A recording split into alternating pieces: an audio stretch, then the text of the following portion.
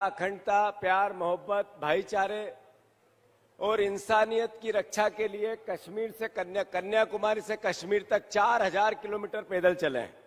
जरा जोरदार तालियों से उनका स्वागत करो सब मिलके। राहुल जी, ये एक ऐसी धरती है जिसमें एक आदिवासी भावना के साथ देशभक्ति भरीपूर्ण है। मैं आपको यहाँ स्वागत के साथ आश्वस्त करता हूं कि इस बार ये सीट जो पिछली 2 बार से 3 बार से चूक हुई, कांग्रेस पार्टी की झोली में आएगी कि नहीं आएगी? जोर से बताओ। मैं इतना ही कह के अपना स्थान ग्रहण करता हूं। आदरणीय, अब मैं रजनीश जी से कहूंगा जो क्योलारी के विधायक हैं वो राहुल जी को आमंत्रित करें। राहुल गांधी, कांग्रेस पार्टी। हम सबके बीच में एक ऐसे नेता जिनका एक रिश्ता और नाता परिवार के रूप में हमारे इस जिले से रहा है, चाहे आदरणीय इनकी दादी श्रीमती इंदिरा गांधी रही हो, चाहे श्रीमती सोनिया गांधी जी रही हो और चाहे स्वयं राहुल गांधी जी रहे हो। हमेशा अपने सिवनी जिले में राहुल गांधी जी का आगमन हुआ है। त्याग, तपस्या, शहादत और बलिदान का ये प्रतिबिंब राहुल गांधी जी के रूप में यहाँ पर खड़ा हुआ है। मेरी राहुल जी आपसे प्रार्थना है, आपका पूरा गांधी परिवार सिवनी जिले आते जाते रहा है, आप भी आए हैं। यहाँ पर समुचित पानी के खेतों में पानी की व्यवस्था चाहिए। आप निश्चित रूप से आने वाले समय में इस भारत के प्रधानमंत्री के रूप में आप सत्तासीन होंगे।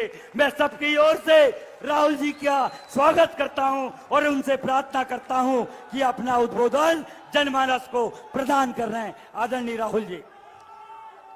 जीतू पटवारी जी, उमंग सिंघार जी,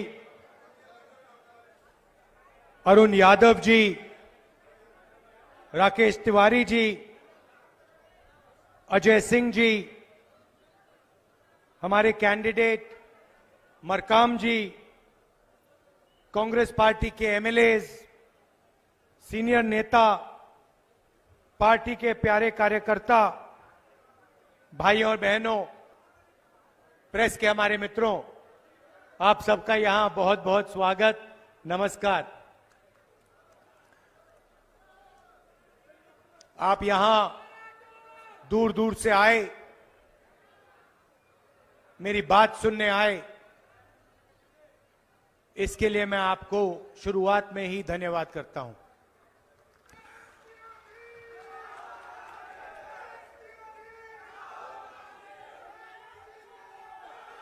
यहां आदिवासी वर्ग के काफी लोग हैं। कांग्रेस पार्टी आपको आदिवासी कहती है और बीजेपी, प्रधानमंत्री जी, अमित शाह जी, आरएसएस के लोग आपको वनवासी कहते हैं। सुना होगा आपने, सुना है? तो इन शब्दों के पीछे 2 अलग अलग विचारधाराएं हैं। आदिवासी शब्द का मतलब वो लोग जो इस देश के, इस जमीन के पहले मालिक थे। मतलब आदिवासी का मतलब अगर आप पहले मालिक थे तो जमीन पर, जल पर, जंगल पर, देश के धन पर आपका हक बनता है।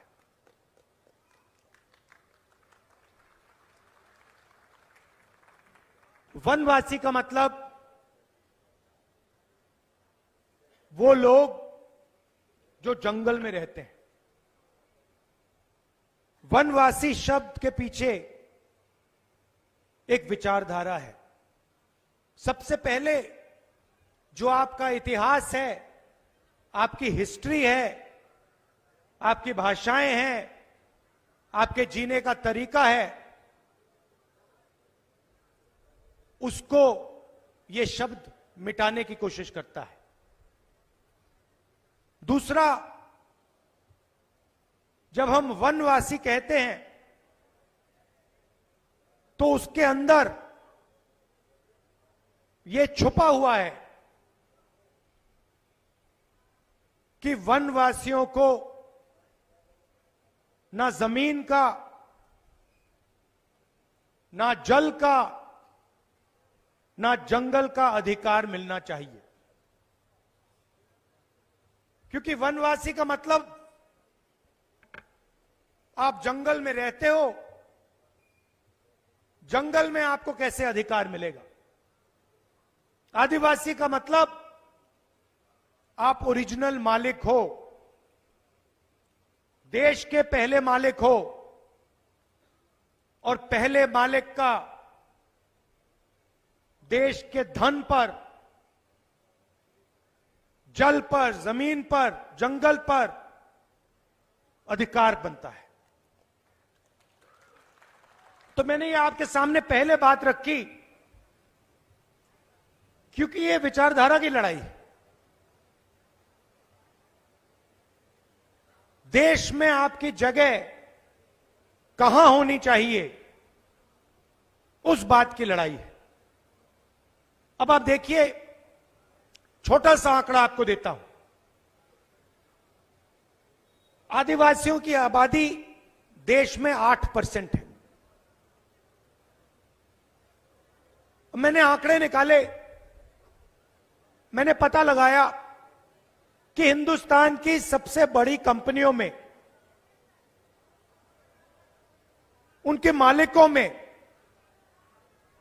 आदिवासी कितने हैं, सीनियर मैनेजमेंट में आदिवासी कितने हैं। आप हैरान होंगे कि अगर आप हिंदुस्तान की 200 सबसे बड़ी कंपनियों की लिस्ट निकालो, उनकी मालिकों की लिस्ट निकालो, उनकी सीनियर मैनेजमेंट की लिस्ट निकालो, आपको वहां एक आदिवासी नाम नहीं मिलेगा। ये हमारे, मैंने कहा, प्रेस के मित्र हैं, मीडिया की कंपनी की लिस्ट निकालो, बड़े बड़े जो पत्रकार हैं उनकी लिस्ट निकालो, टीवी पर एंकर हैं उनकी लिस्ट निकालो, और मुझे एक आदिवासी इनमें से दिखा दो। एक आदिवासी आपको ना मीडिया में, ना कॉर्पोरेट इंडिया में, ना किसी संस्था में मिलेगा। हिंदुस्तान की सरकार को 90 लोग चलाते हैं। कौन चलाते हैं? आईएएस अफसर चलाते हैं।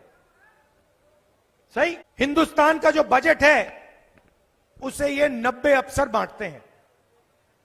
तो मैंने पता लगाया 90 अफसरों में से आदिवासी कितने, आप जानते हो? एक। 90 में से एक अफसर आदिवासी है। आपकी आबादी 8% है, मगर देश में भागीदारी आपकी नहीं है। 90 अफसर देश को चलाते हैं। बजट में 100 रुपया खर्च होता है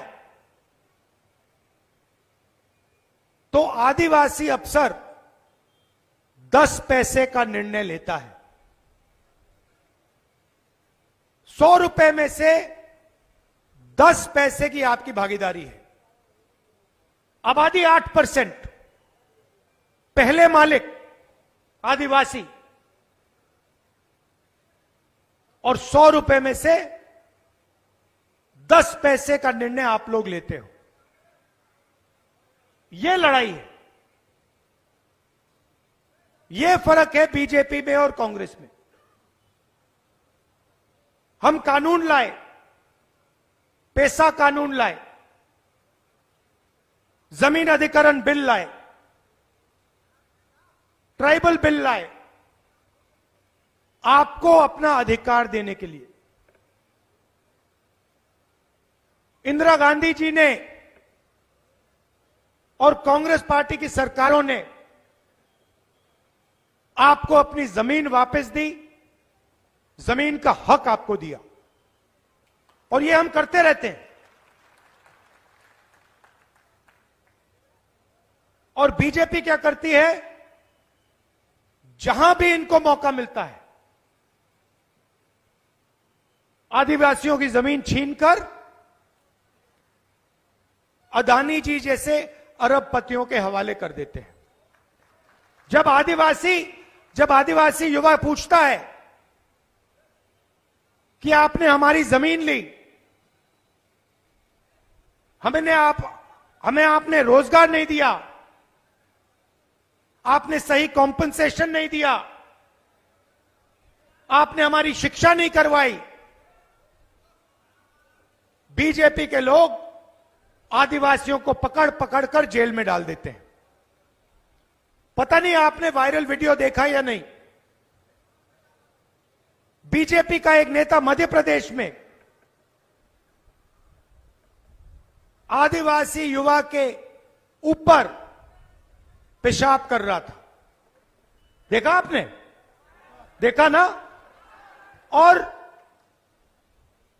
वीडियो लेकर उस वीडियो को ये लोग वायरल कर रहे हैं। आप सोचिए,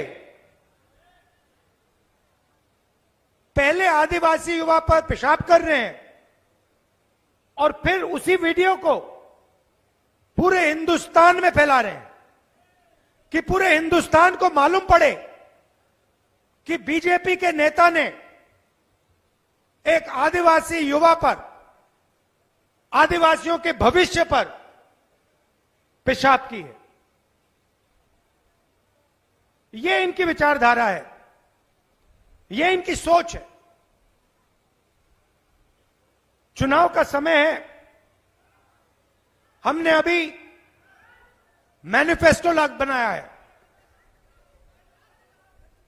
अगर आप मैनिफेस्टो को पढ़ेंगे तो उसमें हमने 3-4 क्रांतिकारी काम आपके लिए किए हैं। ऐसे काम किए हैं जिससे आपकी जिंदगी हमेशा के लिए बदल जाएगी। सबसे पहले हिंदुस्तान की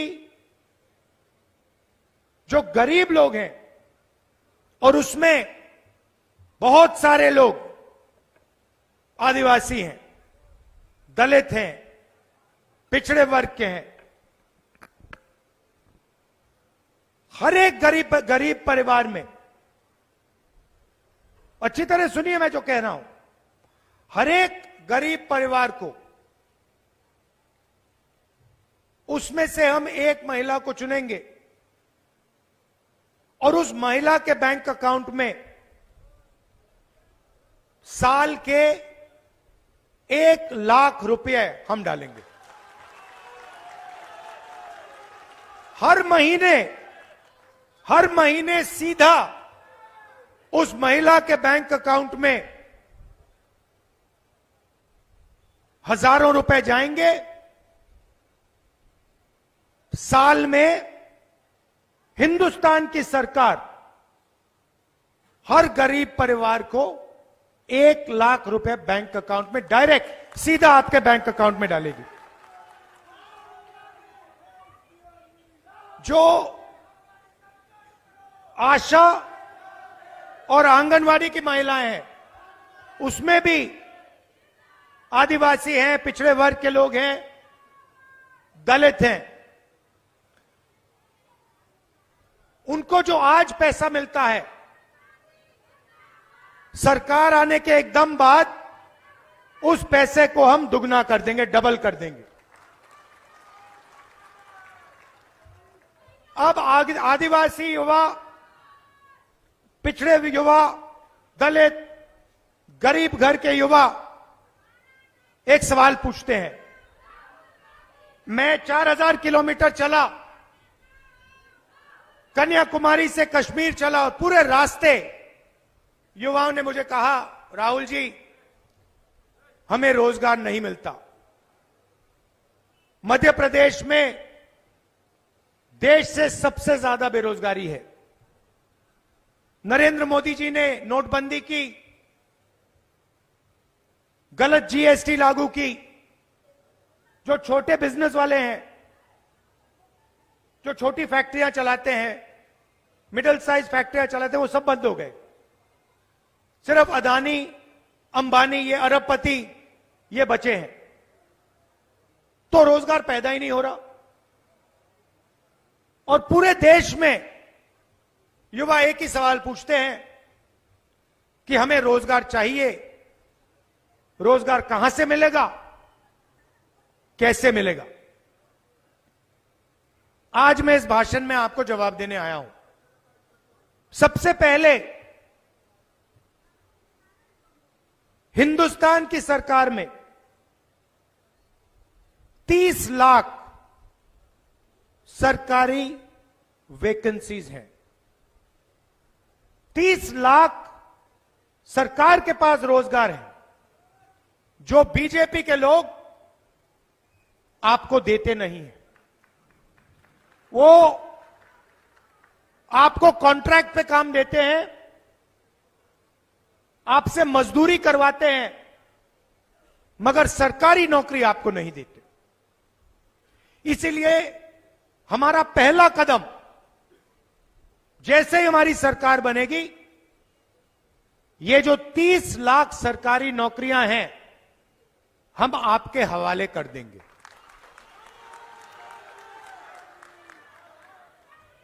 दूसरी बात, जो अमीर घर के लोग होते हैं, पता नहीं आपने अप्रेंटिसशिप शब्द सुना है या नहीं सुना है। तो मैं आपको बताता हूं अप्रेंटिसशिप क्या होती है। जो ये अमीर घर के बच्चे होते हैं, रोजगार का पाने से पहले, काम करने से पहले, ये अलग अलग कंपनियों में जाके ट्रेनिंग लेते हैं। कोई 6 महीने की ट्रेनिंग लेता है, 1 साल की ट्रेनिंग लेता है, और ट्रेनिंग के लिए इनको पैसे मिलते हैं। तो हम एक नया कानून ला रहे हैं। जैसे हम मनरेगा लाए थे, जिसमें हमें कहा था कि जो भी गरीब है उसे 100 दिन का रोजगार गारंटी करके कांग्रेस पार्टी देगी। तो ये हमने सालों पहले ये योजना हम आपके लिए लाए थे, और वो चलेगी। नरेंद्र मोदी जी ने उसको बंद करने की कोशिश की, पैसा नहीं देते हैं। हम उस योजना को चलाएंगे, मगर हम एक नई योजना, एक नया अधिकार आपको देना चाहते हैं। हिंदुस्तान के हर युवा को, हर गरीब युवा को, आदिवासी, दलित, पिछड़े वर्ग के, गरीब जनरल कास्ट के युवाओं को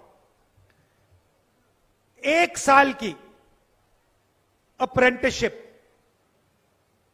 साल का 1 लाख रुपया, जो भी युवा चाहता है, पब्लिक सेक्टर में, प्राइवेट सेक्टर में, 1 साल का अप्रेंटिसशिप का अधिकार हम आपको देने जा रहे हैं। तो हर युवा को यह मिलेगा। जो भी करना चाहेगा, वो बड़ी से बड़ी कंपनी में, सरकारों में, अस्पतालों में, अलग अलग संस्थाओं में उसे 1 साल की अप्रेंटिसशिप मिलेगी। 1 साल का 1 लाख रुपया मिलेगा, और फिर अगर वो अच्छा काम करेगा तो शायद वहीं उसको नौकरी मिल सकती है। जब मैं यहां यात्रा में निकला, युवाओं की एक शिकायत थी। आते थे, रोते हुए कहते थे कि राहुल जी, हमने सालों के लिए एग्जाम की तैयारी की, ट्यूशन का पैसा दिया, और जिस दिन चुनाव होता है उस दिन हमें पता लगता है कि बच्चों ने पैसा देकर पेपर खरीद लिया, हम पढ़े, हमने मेहनत की, और फायदा किसको हुआ? जो पढ़ा नहीं, जिसने पैसे देकर पेपर खरीदा। ये आपकी शिकायत थी। तो युवाओं के लिए तीसरा काम, पेपर लीक के खिलाफ एक कानून, सख्त से सख्त कार्रवाई। और ये जो प्राइवेट कंपनियों से पेपर करवाए जाते हैं, चेकिंग की जाती है, सरकार बनते ही हम ये सारा का सारा बंद करवा देंगे। हमारे किसान भाई हैं, आपने देखा होगा नरेंद्र मोदी जी किसान बिल लाए, कानून लाए, और लाखों किसान सड़क पे उतर पड़े। पंजाब में, हरियाणा में, मध्य प्रदेश में, पूरे देश में किसानों ने कानून का विरोध किया। किसान क्या चाहते हैं? सिर्फ क्या? सही दाम। किसान ये कहता है कि देखिए, मुझे कोई फ्री गिफ्ट नहीं चाहिए, मुझे आपसे कोई तोहफा नहीं चाहिए, मगर जो मैं उगाता हूं, अपने खून पसीने से जो उगाता हूं, उसके लिए मुझे सही दाम मिलना चाहिए। बस यही कहता है किसान।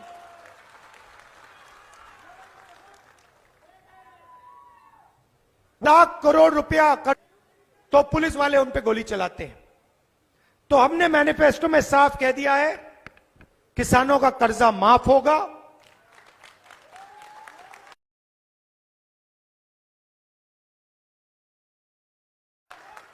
और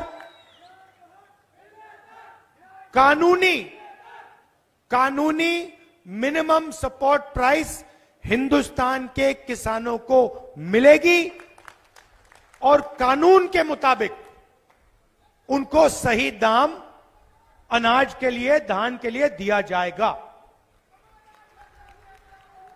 और आखिरी बात किसानों के लिए, ये जो नरेंद्र मोदी जी फसल बीमा योजना लाए हैं,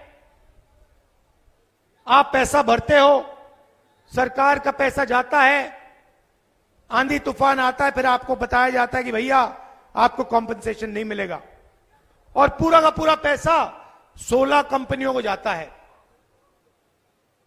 तो हम नई योजना लाएंगे, और जो आपकी इंश्योरेंस की क्लेम होगी, उसका पैसा हम आपको 30 दिन के अंदर दिलवा देंगे। तो ये हमारे वायदे हैं। और भी वायदे हैं, मगर ये हमारे सबसे बड़े वायदे हैं। अब थोड़ा सा मैं आदिवासियों के बारे में बोलना चाहता हूं कि हम आपके लिए क्या करने जा रहे हैं। सबसे पहले, आपने सिक्स शेड्यूल सुना है? आप जानते हैं सिक्स शेड्यूल क्या है? मैं आपको बताता हूं। हिंदुस्तान में ऐसी जगहें हैं जहां पर छठे शेड्यूल का कानून होता है। उस कानून के मुताबिक जो लोकल सरकार होती है, वो ही सारे के सारे निर्णय, वहां के निर्णय लोकल सरकार लेती है। तो हमने निर्णय लिया है कि आदिवासियों को दिल्ली से नहीं चलाया जाएगा, भोपाल से नहीं चलाया जाएगा, लोकल एरिया से आदिवासी अपने एरिया में अपनी लोकल सरकार चलाएंगे और जो उनको निर्णय लेना है वो लेंगे। यह है 6th शेड्यूल। और हमने निर्णय लिया है जहां भी देश में आदिवासियों की 50% से ज्यादा आबादी है, वहां पर 6th शेड्यूल हिंदुस्तान की सरकार लागू कर देगी कि आप लोकल एरिया में सारे के सारे निर्णय आप ही लो और आपको दिल्ली से, भोपाल से ऑर्डर लेने की कोई जरूरत ना पड़े। तो यह 6th शेड्यूल का मतलब है। और पूरे देश में हम 50%, जहां भी आबादी आपकी ज्यादा है 50% से, वहां पे हम 6th शेड्यूल लागू कर रहे हैं। जो SC, ST, OBC की स्कॉलरशिप है उसको हम दुगना करने जा रहे हैं। तो जितनी आज आपको स्कॉलरशिप मिलती है उससे डबल आपको सरकार आने के बाद मिलेगी। और आखिरी बात, शायद सबसे जरूरी बात, आपने देखा होगा कि जहां भी सरकारी नौकरियां होती हैं वहां पे आपको कॉन्ट्रैक्ट पे लिया जाता है। सही बात? मतलब आपको परमानेंट नौकरी नहीं दी जाती, आपको कॉन्ट्रैक्ट पर लिया जाता है और जब भी वो चाहते हैं आपको वो बाहर कर देते हैं, नौकरी से निकाल देते हैं।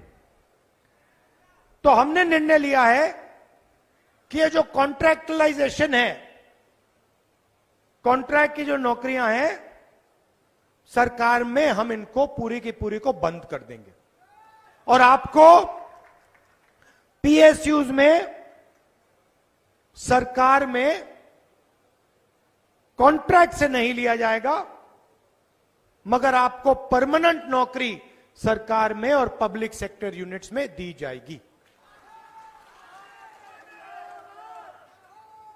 और जो भी आपकी फॉरेस्ट राइट्स की जो क्लेम्स हैं वो सारी की सारी हम 1 साल के अंदर, जो आपकी जमीन के सवाल हैं, जो जमीन का हक है, वो सारा का सारा आपको हम 1 साल में दिलवा देंगे।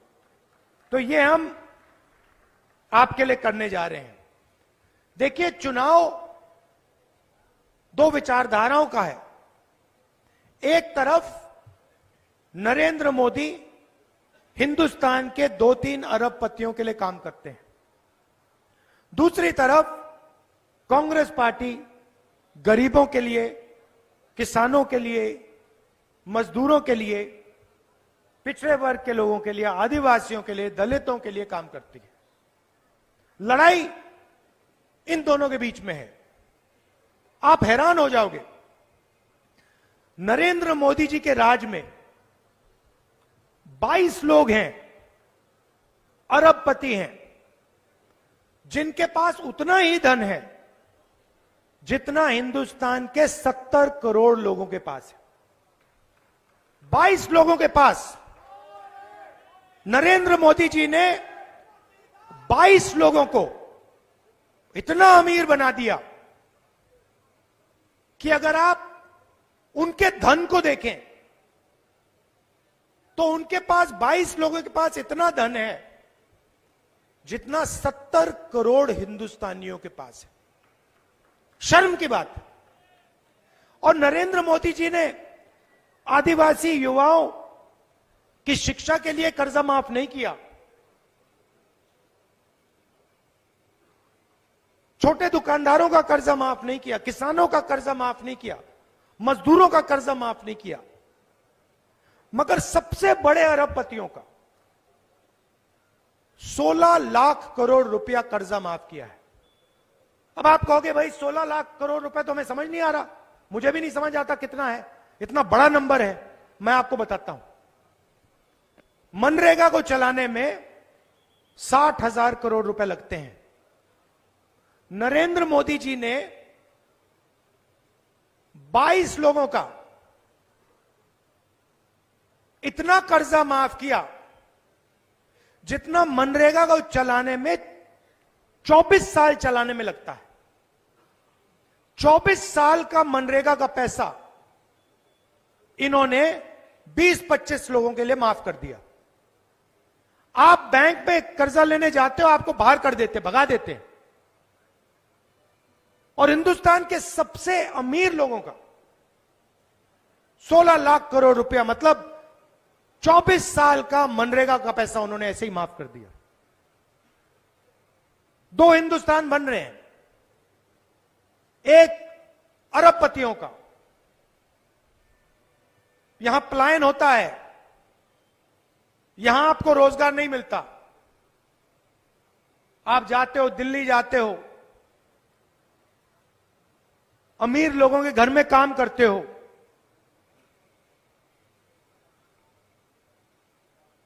क्यों? क्योंकि एक तरफ 1-2% लोग हैं, वो कोई भी सपना देख सकते हैं, कुछ भी कर सकते हैं, और दूसरी तरफ हिंदुस्तान के गरीब लोग, उनको ना रोजगार मिलता है, ना स्कूल कॉलेज में जा सकते हैं, और जाते हैं फिर प्राइवेट कॉलेज में जाओ, बैंक लोन लो, लाखों रुपए का बैंक लोन लो, और फिर बाद में पता लगता है भैया रोजगार ही नहीं मिला।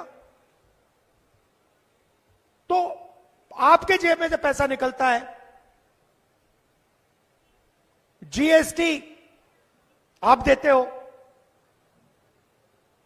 वो जो आपने कुर्ता पहना है, जितना जीएसटी आपने दिया उतनी ही जीएसटी अदानी देगा, बराबर। अगर आप कुछ खरीदते हो, जितनी आप देते हो उतनी अदानी देता है, पैसा आपका। कर्जा माफ उनका, पैसा आपका। आप जाते हो, स्कूल कॉलेज में जाना चाहते हो, सारे के सारे प्राइवेटाइज कर दिए, पता लगता है भैया स्कूल में जाना है, कॉलेज में जाना है, लाखों रुपए देने, किसको देने? उन्हीं को देने। बीमार होते हो, प्राइवेट अस्पताल में जाते हो, पता लगता है भैया लाखों रुपए इलाज में लग गए, पैसा कहां गया? उन्हीं लोगों के हाथ गए। तो ये हम बदलना चाहते हैं। हम चाहते हैं कि अगर उनका कर्जा माफ हो, अरबपतियों का माफ हो, तो फिर हिंदुस्तान के किसान का भी हो, मजदूर का भी हो, आदिवासी का भी हो, और अगर इनका नहीं होता फिर उनका भी ना हो। इसमें कोई गलत बात तो नहीं है। तो ये मैं आपसे कहना चाहता था, आप वो सरकार चुनिए जो आपके साथ खड़ी है, जो आपके साथ मिलकर देश को बदलने का काम करती है, जिसने आपको मनरेगा दिया, जो आपको 1 लाख रुपए हर गरीब परिवार को देने जा रही है, जो एक नया अप्रेंटिसशिप का कानून ला रही है, करोड़ों युवाओं को 1 साल की अप्रेंटिसशिप देने जा रही है, उनका आप समर्थन कीजिए, कांग्रेस पार्टी का समर्थन कीजिए। और याद रखिए कि दिल्ली में मैं आपका सिपाही हूं, जो भी आप करवाना चाहो, जो भी आप मुझसे चाहो, आपको सिर्फ ऑर्डर देना है, मैं हाजिर हो जाऊंगा। धन्यवाद, नमस्कार, जय हिंद।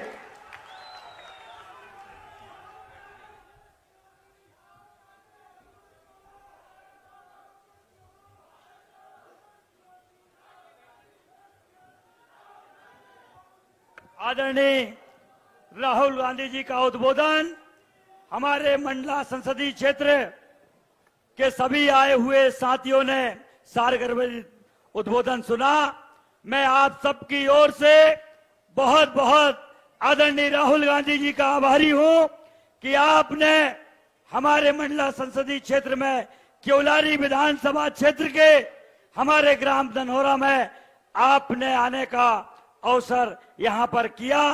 हमारे प्रदेश कांग्रेस कमेटी के अध्यक्ष जीतू पटवारी जी, नेता प्रतिपक्ष भाई उमंग सिंगार जी, अजय सिंह राहुल भैया जी, अरुण यादव जी और भी हमारे सभी वरिष्ठ नेताओं का हम शिवरी जिला कांग्रेस कमेटी की ओर से क्योलारी विधानसभा, लखनादौन विधानसभा, बिछिया विधानसभा, सैपुरा विधानसभा, सभी हम विधानसभा के सभी हम मंडला संसदीय क्षेत्र की ओर से आपका पुनः स्वागत, वंदन और आपका आभार व्यक्त करते हैं। धन्यवाद। जय हिंद।